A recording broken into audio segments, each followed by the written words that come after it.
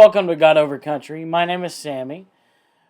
While we all know that everyone is endowed with unalienable rights, our own country and many other countries, such as Canada, are trying to infringe on the rights that God gave us.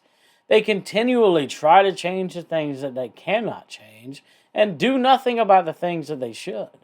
Because this unlawful activity has to end, and it will end. Of course, I can't say too much more now as to exactly when or how this ends, because unfortunately we are concerned about violence. So we're taking every precaution to keep people safe. But the absolute safest way for this to end is for everyone to return to your communities now.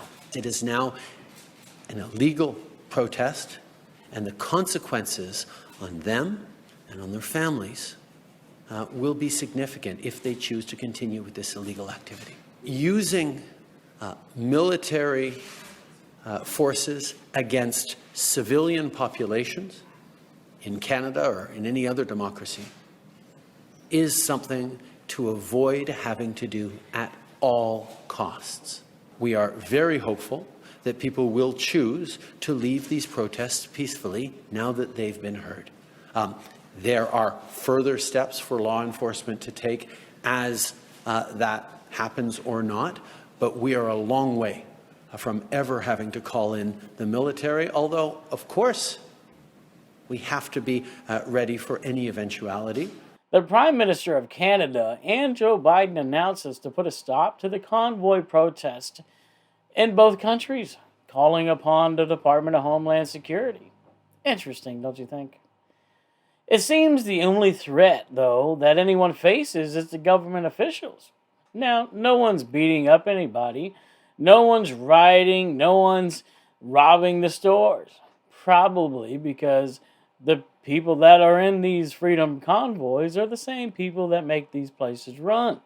Treating these Freedom Convoys as terrorists will only make matters worse. I mean, if history ever would tell us anything, then don't you think that it would tell you that if you push people too far, they will congregate in mass numbers and do what they have to do to remove you from office?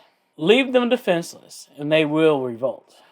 You make people feel as if they have nothing to lose, then they will have nothing to lose and they will do what they have to do. It's simple though. The people are over the government, not the government over the people. The government in the world needs to understand that you cannot back citizens into a corner and tell them that they cannot defend themselves, because they will plunge out faster than the speed of light to remove you from office. A message to the Prime Minister and Joe Biden. You mess with a bull, you get the horns. You'll say, stop the convoys. You and what army? Y'all need to understand who's involved with the Freedom Convoys. The blue-collar people. Working-class citizens. You're threatening the same people that make the country run. You're threatening the same people that control everything.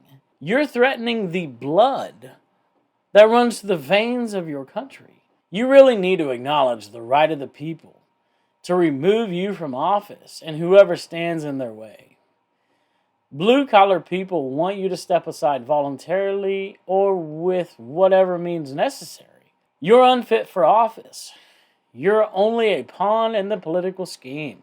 Your mandates over the COVID situation are unconstitutional and unjust. You lost the respect of the people, so now it's time for you to step aside and let the people run the country, because we don't have time to play games. Don't expect Freedom Convoys to go quietly, though.